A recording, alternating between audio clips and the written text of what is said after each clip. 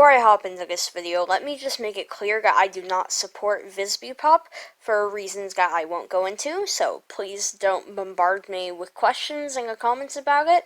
However, personally, I can separate the art from the artist. Like, for example, J.K. Rowling is trash, but I still love Harry Potter, so that's what I'm doing here. Yeah, anyways, back in July, after the music video for Addict came out, I made a lengthy video detailing my criticisms on Has-Been Hotel, on why I think Helluva Boss is way better, and why Addict gave me a brighter outlook on the future of Has-Been. However, even though I did genuinely like the pilot for Helluva Boss enough to the point where I bought a pen, it still did have issues. The plot was a little confusing, not nearly at all to the same extent as Has-Been, but it still did have random montages that kind of confused the pacing, and also the stakes of them killing a child didn't really feel important, which is a problem. But on Halloween, which at the time of recording this was yesterday, the first official episode came out, and it was way better than I had expected. I was expecting to like it, but for it to still have the same issues as the pilot. To my surprise, though, I genuinely loved this episode, and I'm about to tell you why.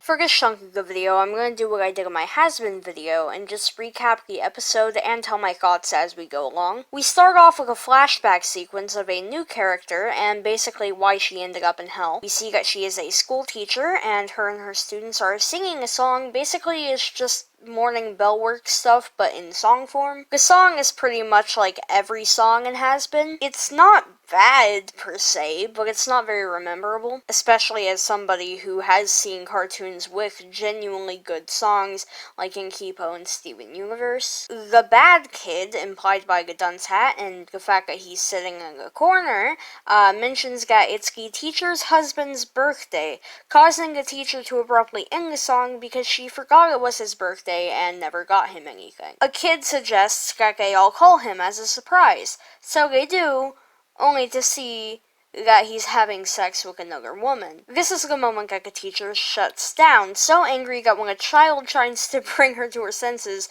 she yeets the child into the ceiling, which is child abuse. But moving on, the kids then see over the video call their teacher shooting her husband, and shooting and cutting up the other girl with a chainsaw. We also get foreshadowing to the main conflict in this episode through this line. Oh God, what have you done? She had a family! We could have had a family! The teacher then has a little breakdown, realizing that she just traumatized a class full of young children, and then gives them even more trauma by shooting her brains out with the video still on. We then cut back to the present, where she is in Blitz's office seeking revenge. Blitz then tells her that they only really go after people in the living world, and since both the people in her story are presumably dead, there's not much they can do. I don't think you quite understand how we're operating down here. See, we take revenge out on the living, and it sounds like the core cast of your sitcom of a death, frankly, are all probably down here in hell with you. But she then reveals that the other girl survived, and is being treated like a hero for surviving her attempted murder. Getting shot was the best thing to happen to her. The client then flips out, to which Blitz presses an emergency button, alerting the other employees of a deranged client. Side note, I find it hilarious that Stolas, the horny owl guy, has his own emergency button. We then see Moxie doing some target practice on a picture of a family, but then he can't do it because he has a moral compass. It's a family. Under what circumstances would we ever need to kill a human family? I mean, if that's what the client wants. Maybe like a shitty dad. Or a mob family. That's understandable. But to eradicate an entire innocent, seemingly in this instance, upper middle class family bloodline? Blitzo startles Moxie, causing him to accidentally shoot an arrow, which knocks over a tank of electric eels and sets the entire office on fire. We see Blitz have a Benson-esque boss freak out. When did we start implementing that deal? When you set fire to my office in front of a client, you fucking dipshit! Now someone please tell me that fancy book is still intact! Thankfully for them, edgy DeviantArt furry Luna rescued their entrance to the living world, basically saving their twisted business. Moxie, Millie, and Blitzo all hop through their portal straight to the place where their next victim is, their next victim being a homewrecker from earlier. Moxie is all too eager to get dibs on shooting their next victim, but quickly loses that little spark when he realizes that it's a family, the same moral compass thing from earlier, returning. Wait, are we actually killing a family? No, don't be a puss. We're just killing a mother. We're ruining a family. Moxie panics and jolts Blitzo's shotgun upwards at the last second, causing him to miss the mugger and draw unwanted attention to them. Turns out, this is a family of psychopaths, and despite them not knowing the cause of the commotion, they all pull out guns and decide to hunt down the IMP. Moxie has a small panic attack, which is handled way better than whatever the hell they were going for in the pilot. What the fuck was that, Moxie? I'm sorry, they just seem so wholesome and happy. I panicked. Blitzo starts having another Benson freakout, but then is cut off by the family blowing a hole through the wall and his arm. Moxie and Millie are both very quickly caught. Moxie wakes up in a room covered wall to wall with taxidermied humans and other twisted, creepy stuff, which was surprisingly unnerving coming from this show. Blitz is hiding from the mugger, but his cover is quickly blown when the horny owl man gives him a call and tries to work out a deal where on every full moon, he gets the portal back for the night because he needs it for something. Him and Blitzo do the birds and the bees, the bread and the butter, the peanut butter and the jelly. Then Blitzo gets the book back for Rescue Monk. Once a month, on the full moon, you return the book to me, followed by a night of passionate fornication. And you get to keep it all the rest of the time, Blitz gets caught, him and Millie are set up to a post to be set on fire, and Moxie escapes the weird, creepy corpse room. The mugger realizes that the fire is not working, and readies up her shotgun to just shoot them both, but Moxie saves the day by shooting the mugger's brains out, pushing aside his anxieties about killing a mugger to save his wife and boss. Moxie apologizes to Blitzo for screwing up the mission, to which he receives a weirdly threatening and also hilarious threat. Apology accepted. But if you ever pull a stunt like this again, I will fuck you and your wife. Alrighty, job well done. Now let's get off. Moxie goes back to the remaining members of the family and decides to spare them because, again, he's like the only one at the IMP with a moral compass. He comes back, to which Blitzo makes masturbation jokes and goes through the portal. Then Millie has a, civilized exchange with her husband. You doing okay, sweetie? Better now, honey. I think I just needed a minute to process. Moxie's probably going to need a bit more time to process, though, because authorities nuke and murder the family, and one of the kids' burnt-up toys hits him in the face. There's a little celebration scene in which everyone is celebrating a mission complete, while Moxie just looks traumatized, and that was the episode. No pacing issues, and it has a very clear linear plotline. Now, with all that said, let's hop into the humor aspect of the episode.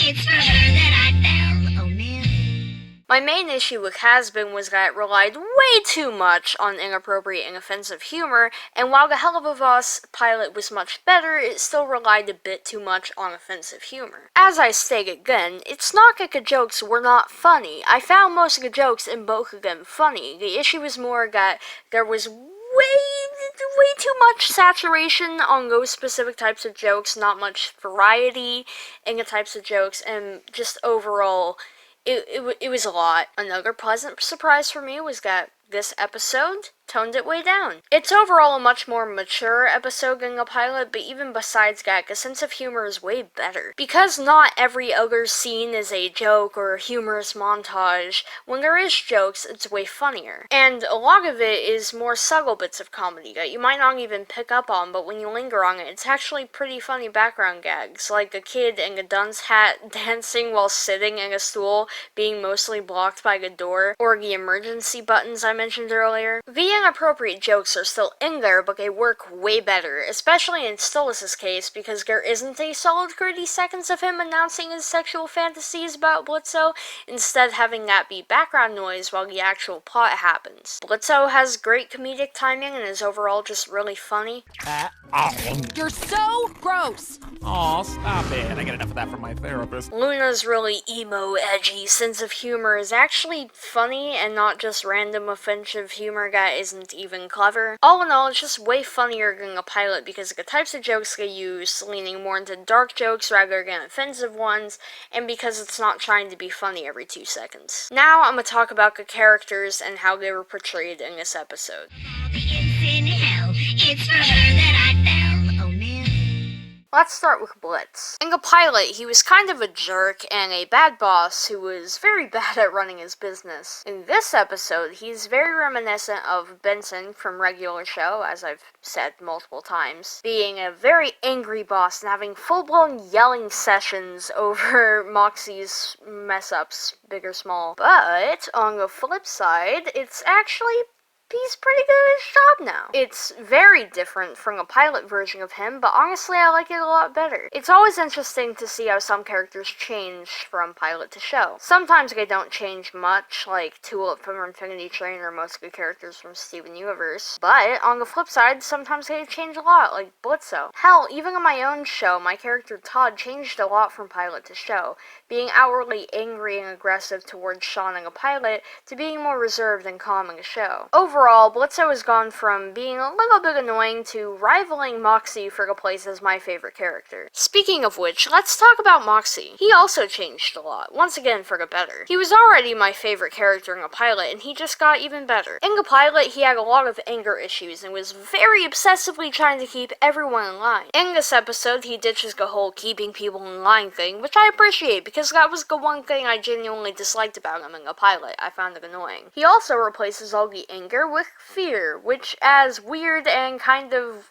concerning as it sounds, I appreciate that. Not only is this change some sort of representation for men with mental illnesses like anxiety, which is important because society likes to act like men shouldn't feel, but it is also a nice contrast to Blitzo, who has taken up the role of the one who's has angry outbursts every 2 seconds. All in all, they took a great character and made him better. Now to Luna. She's also better in this episode, because she isn't in it much. I'm serious, I really do not like Luna. Edgy characters are already hard to pull off in general without being cringy. The only good one I can think of is Mermista from She-Ra. Also, I don't know how this slipped my mind while I was writing this video, but also Lake from Infinity Train works really well and is my favorite character in that entire series. And Luna is basically the embodiment of everything I hate about those type of characters. However, in this episode, she was barely in it, and when she was on screen, she was okay. Not good, I was not actively enjoying her presence, but she was tolerable, and that's an improvement from the pilot. Millie got a new voice actress. Are you trying to crush his dreams, Moxie? What? I thought I knew you. You have a good heart, honey.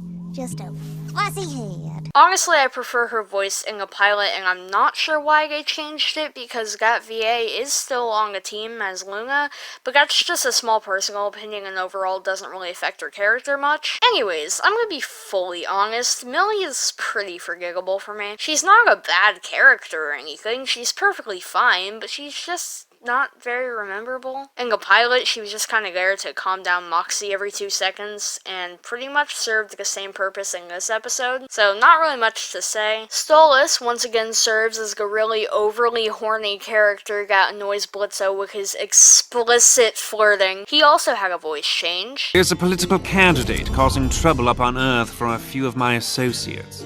He's trying to convince people global warming exists. My book, Blitzy. The book I was given to do my job, that I have allowed you to use to do yours. They are such different voices, but they both work equally well in such different ways, so I'm unbothered. I do appreciate how the horny fantasies are overshadowed by the plot instead of in your face, kinky man. I'm also kind of curious as to what the hell his job is. Why does he need a portal on a full moon? I need answers. To finish off this portion, all the other characters like the villains and the demon lady were complex at best and purely functional at worst. Okay, we're all solid characters. Anyways, on to the last portion of this video.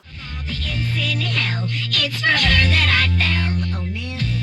One of my main criticisms in my has-been video was the colors, and there being barely any contrast between the backgrounds and the characters, to the point where it was actually distracting in some scenes. I am happy to say, though, that they did a full 180 in this episode, and there were moments where the color actually blew me away with how visually pleasing it looked. Shocking, I know! The two moments where this really stuck out to me were in Stolas' bathroom, that sounded weird, and when Moxie was running through the forest. The animation in both the pilots was really well done already, but the animation in this episode was much more impressive, for me personally. Much darker, thicker line art helped the moments where the color issues did kind of return, and overall it just felt way cleaner and smoother. Overall, it's a very visually well executed episode. Anyways, let's wrap this up.